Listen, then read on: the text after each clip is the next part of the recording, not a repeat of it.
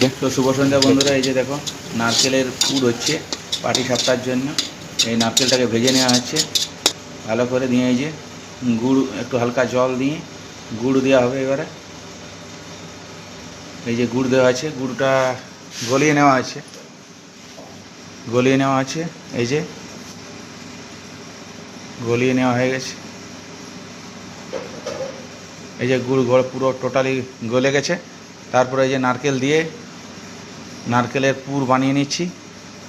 নারকেলের পুর বানানো হয়ে গেছে। এই যে একটু হালকা এলাচ আর এই চিনির গুঁড়ো দিলাম, দিয়ে এই যে পুর মশলা রেডি। এই যে পাটি সাপটার জন্য বানাচ্ছি, ময়দা, চালের গুঁড়ো, এই সুজি সব মিক্স করে এটা ব্যাটারটা বানাচ্ছি আর কি। এই যে দেখুন, এই যে এটা দিলাম চালের গুঁড়ো, হ্যাঁ, দিয়ে আর এই যে দিলাম লবণ দিলাম একটুকু, আর একটু চিনির গুঁড়ো দিলাম, দিয়ে আর এই যে দুধ দিলাম। দুধ দিয়ে এটাকে মেখে নিচ্ছি, একটু মেখে ব্যাটারটা বানাচ্ছি।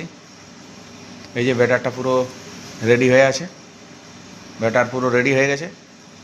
দিয়ে আর এই যে তাওয়াতে একটা একটা করে পাটিসাপটা বানাচ্ছি অল্প অল্প। এই যে নারকেলের মশলা দিয়ে এই মুড়ে মুড়ে রাখছি, একটু একটু হালকা হালকা ঘি দিয়ে দিচ্ছি, ঘি একটু একটু দিয়ে দিচ্ছি হালকা হালকা। কত সুন্দর লাগছে দেখতে, ঠিক আছে। এই যে রাবড়ির সাথে সার্ভ করে খেতে পারেন। এটা রাবড়িটা